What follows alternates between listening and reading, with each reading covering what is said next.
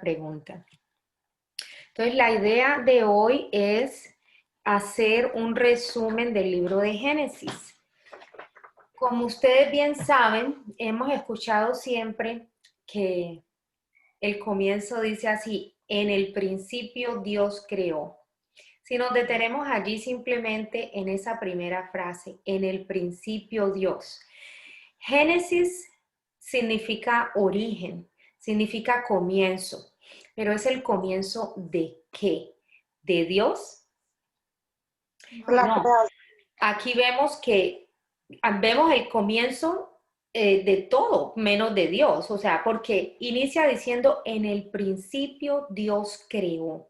O sea, Dios estaba allí ya como creador. Él ya era, Él ya existía, Él ya era Dios. Él es Dios eterno. Él es principio y Él es fin, pero Él mismo no tiene ni principio ni tiene fin. Estos son de los misterios inexplicables en los cuales, si nos detenemos a analizar, se nos puede ¡pum!, explotar el cerebro, porque nunca vamos a encontrar una explicación. Y siempre, cuando uno está chiquito, siempre le salta la pregunta: ¿y quién hizo a Dios? Pero lo que sabemos por la Biblia es que en el principio, cuando no había nada, Dios ya existía, porque Él es infinito y Él mismo no fue creado.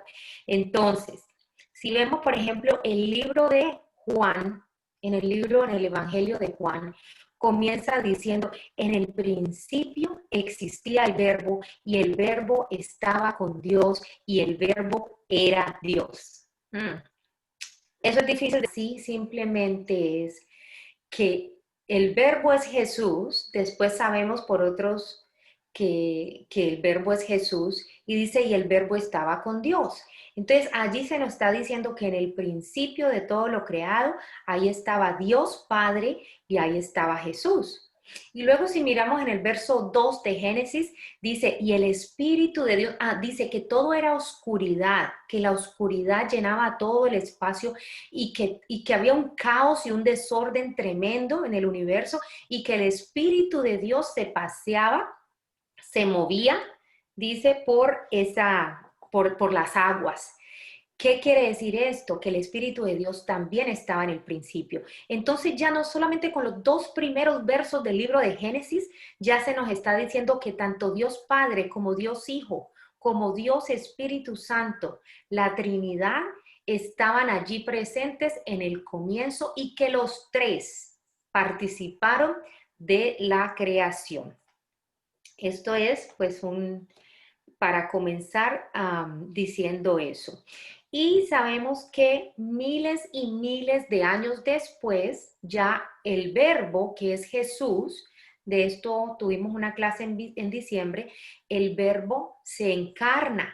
Ya cuando Dios decide venir a la tierra, entonces Dios, que es espíritu, se convierte en humano, o baja, perdón, en forma de humano. Eso se llama la encarnación, y ya de esa forma Él se hizo humano para venir a salvar la tierra, pero Él ya existía desde el principio.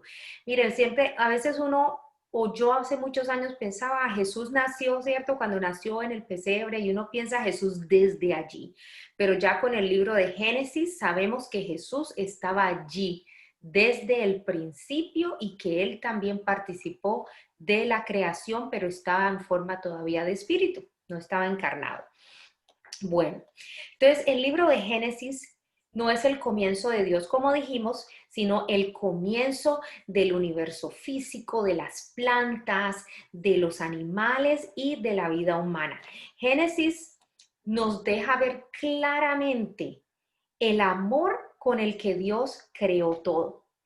Muchas veces en el libro de Génesis podíamos leer: y vio Dios que todo era bueno, y vio Dios que era bueno, cuando hizo las plantas, cuando hizo los animales, todo, y veía Él y le hacía como la evaluación, lo pasaba por, como se dice, por control de calidad, y vio Dios que era bueno.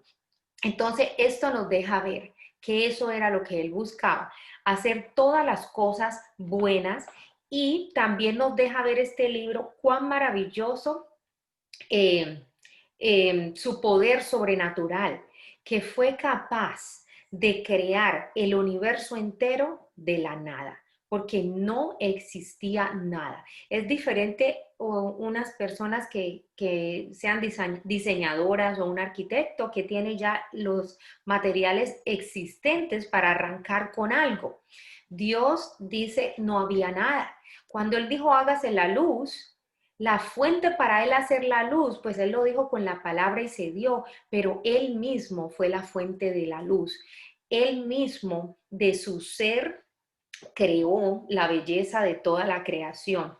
Entonces, no más ver todo esto, el poder de cómo Él solamente con su palabra creó todo y con el amor que lo creó, que todas las cosas que creó y nos puso a nosotros como superiores en su creación y de una vez nos proveyó todo lo que necesitábamos y dice en Génesis que nos dio las plantas y los animales para que nos sirvieran de alimento. Todo lo pensó y pensó de una vez en proveernos. Esto nos demuestra su carácter amoroso y protector de padre. Entonces, darnos cuenta de todo esto nomás debería quitarnos el orgullo, la autodependencia y la confianza que nosotros siempre ponemos en nosotros mismos, dándonos cuenta de que todo lo que existe lo hizo por nosotros, para regalárnoslo. Nos dio este hermoso mundo para vivir y nos creó con la intención de tener una familia. Dios quería tener una familia y por eso creó la humanidad. Él quería ser nuestro padre, que nosotros fuéramos sus hijos y que como hijos aprendiéramos a confiar ciegamente y a depender completamente de aquel que todo lo puede y que nos dio desde el principio todo lo necesario para vivir. Dios nunca quiso esclavizarnos. Como les dije, su intención era crear una familia, porque Él es amor, una familia basada en el amor. Él nunca quiso decir, como yo los creé, yo soy el diseñador, yo voy a ser el amo y ellos serán mis esclavos y harán lo que yo diga. No, la intención de Dios no fue esa. De hecho, lo contrario, Él quiso que nuestro amor por Él fuera libre y saliera de nuestro propio corazón, por lo cual nos dio la capacidad de tomar nuestras propias decisiones, lo que conocemos como libre albedrío, y allí comienza el caos.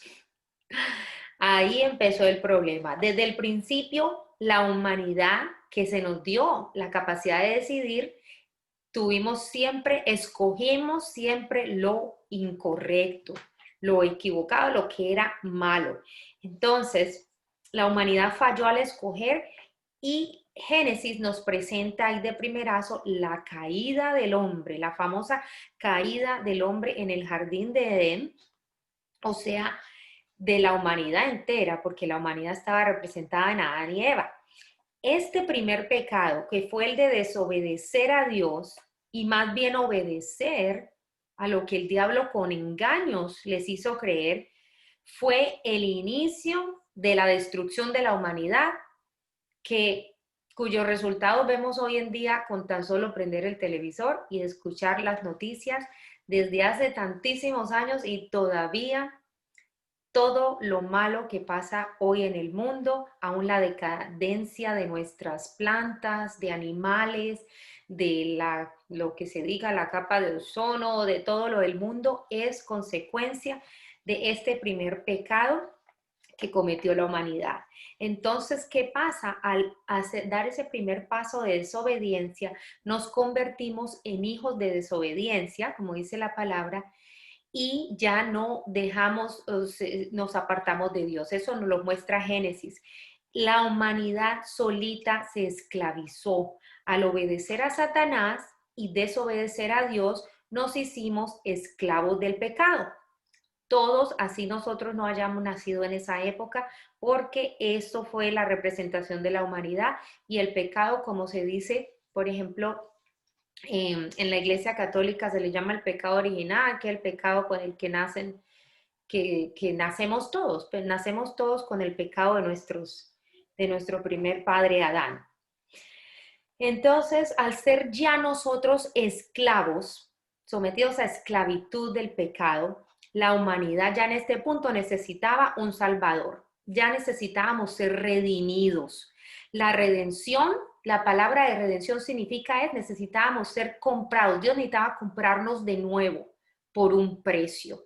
Él tenía que pagar por nuestro rescate porque nos había tomado Satanás.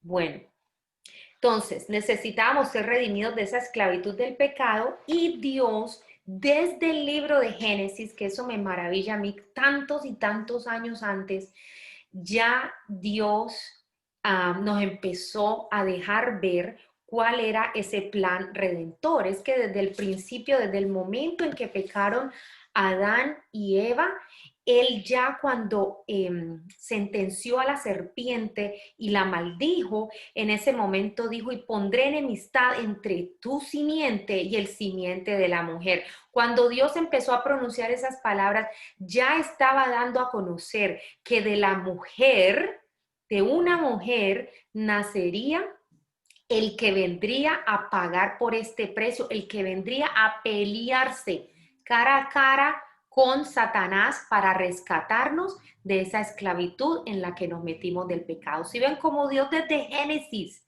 empezó a profetizar, a decir que iba a venir un Salvador que vendría, cuando dice del simiente de la mujer, quiere decir de la semilla, quiere decir que va a nacer de una mujer el que se va a pelear contra el mismo diablo para rescatarnos a nosotros de la esclavitud del pecado.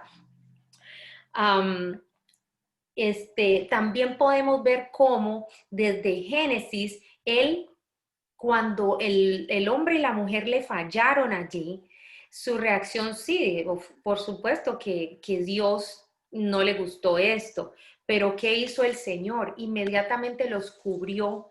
Él hizo el primer sacrificio. Miren cómo ya había estos indicios de lo que iba a ser en un futuro nuestra salvación.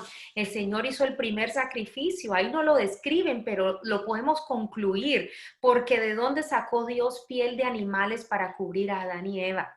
Lo que esto simboliza es primero el amor de Dios por nosotros, que llegan y le fallan a Adán y Eva y en vez de castigarlos va y la vergüenza que ellos sintieron se la cubre con estas pieles de animales, queriendo representar la vergüenza. Esto es el pecado, equivalente al pecado. Quiere decir que en un día, un mañana, un sacrificio mayor a ese, un sacrificio mayor de un cordero, iba a proporcionar la cobertura total, la abolición del pecado de la humanidad.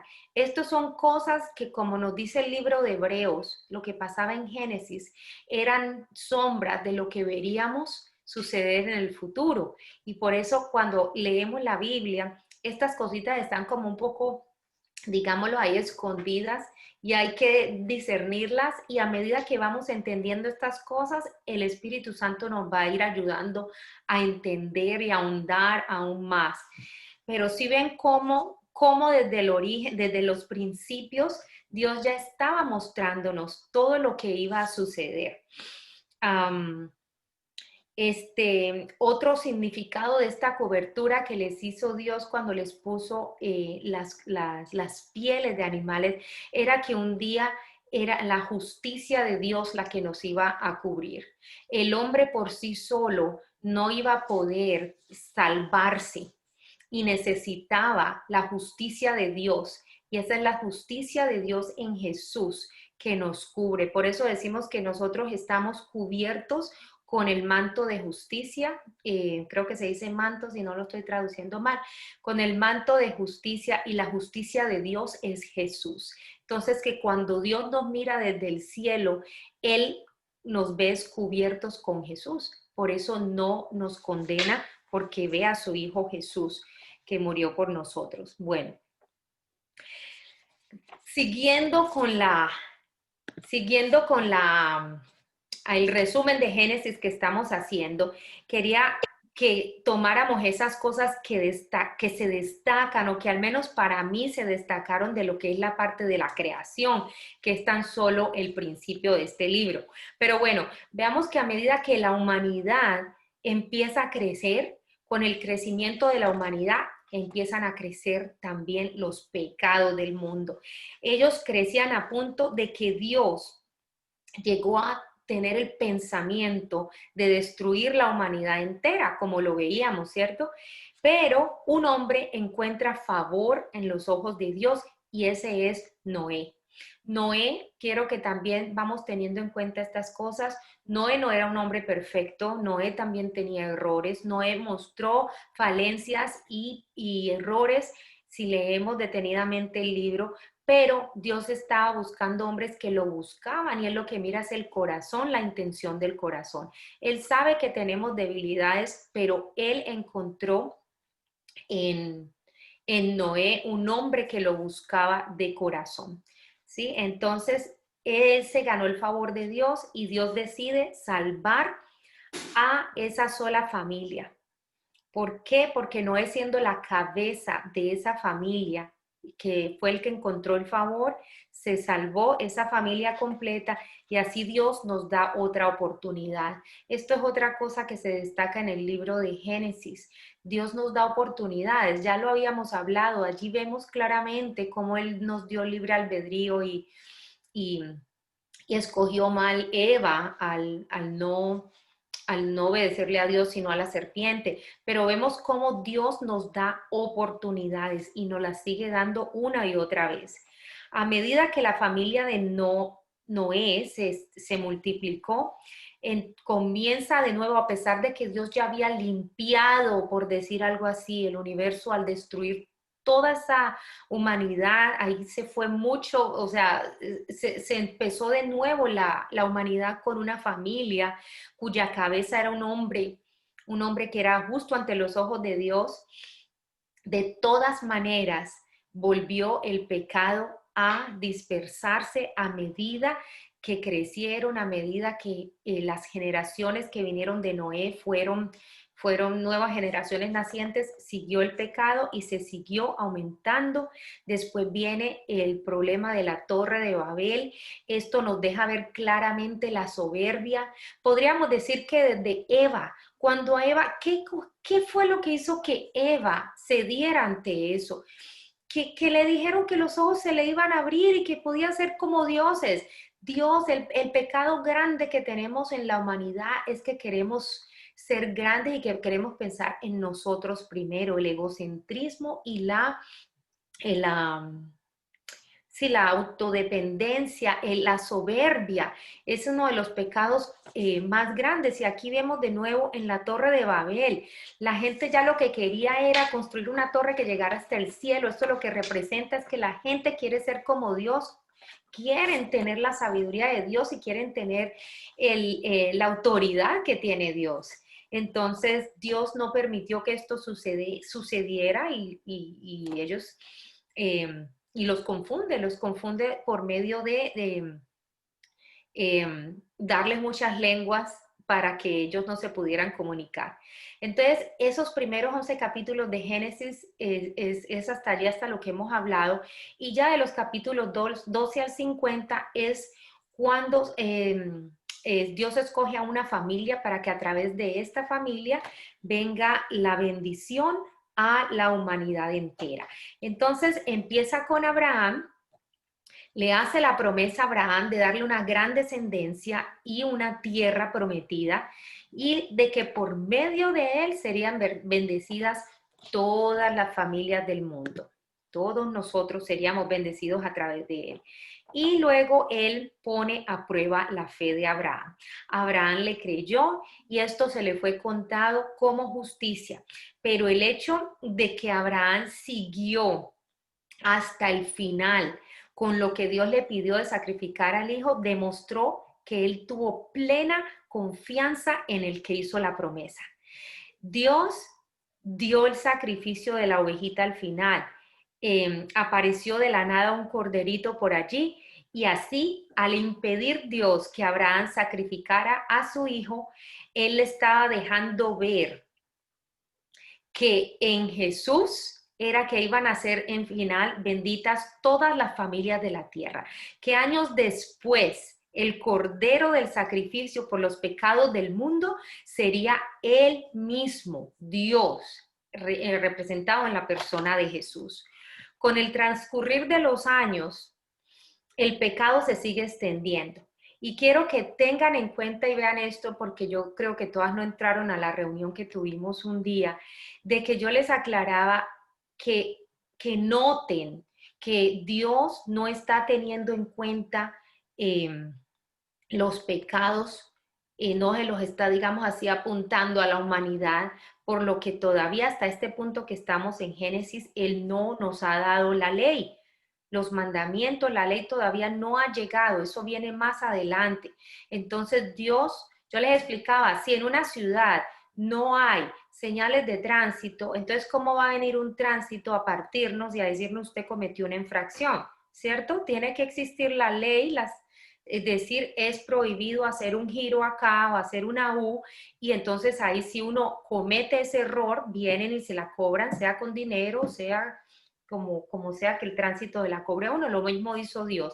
Dios hasta este momento, hasta que llegue después más adelante Moisés, él no está teniendo en cuenta, imputando, se dice, los pecados de la humanidad, pero sí hizo justicia y vemos cómo borró, quiso en amor borrar ese pecado que era como ese cáncer que estaba destruyendo a pasos agigantados a la humanidad. Él como Dios de justicia que es y en amor para preservar un remanente de la humanidad tuvo que destruir, como cuando destruyó a Sodoma y a Gomorra o como cuando envió el diluvio. Esos fueron actos de justicia y de amor de Dios. Entonces, con el transcurrir de los años, el pecado se sigue extendiendo y vemos cómo aún los de la familia escogida de Dios también fallan todo el tiempo. Vemos esa cantidad de problemas que ocurren en esta familia, las familias de Abraham, de Isaac y de Jacob. Vimos discordia, mentiras, vimos engaños, vimos envidia, vimos idolatría y aún asesinatos. ¿Ven? Y esta era la familia escogida por Dios, fue la familia. Entonces, ¿qué quiero decir con esto? Que Dios, como les decía aquel día, Dios lo que está buscando es personas que lo busquen de corazón y estas personas lo buscaban, pero tenían sus fallas. No los podemos creer perfectos o santos y que por eso Dios dijo, venga para acá, lo voy a usar a usted. No, Dios busca personas que de corazón esté dirigido su corazón a ellos y en el camino de su relación con Dios, estas cosas se van mejorando. Dios sabe que fallamos y Él lo que mira es el corazón, que seamos honestos en buscarlos y que no nos apartemos de Él. Dios sigue adelante con su plan de salvación a pesar de las fallas de esta familia. Sí, ya les hablé de esto, de que tuvo que destruir a veces por hacer justicia. Si Dios no hubiera hecho esto, estos castigos que hizo destruyendo estas ciudades, la perversidad, la maldad, que es algo que se pega tan fácilmente, que es tan contagioso, se hubiera esparcido tanto que hubieras hasta amenazado su plan de salvación en el sentido que quizás no hubiera quedado una virgen para que a través de ella hubiera podido nacer el Mesías en un futuro. El libro culmina con la historia de José, el hijo preferido de Jacob, perdón, Fabiola. José es envidiado por sus hermanos y él es vendido a unos mercaderes y termina en Egipto.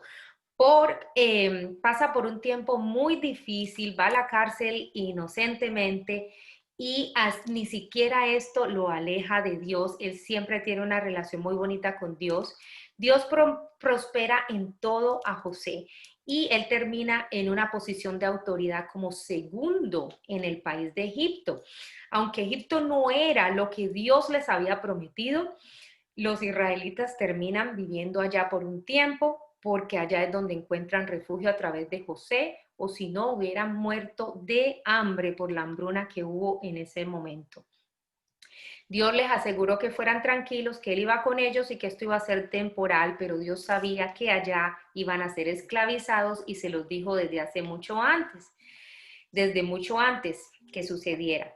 En José vamos a ver reflejado el papel perdonador y redentor de Dios, ya que a pesar de la maldad de los hermanos contra él, él los perdona.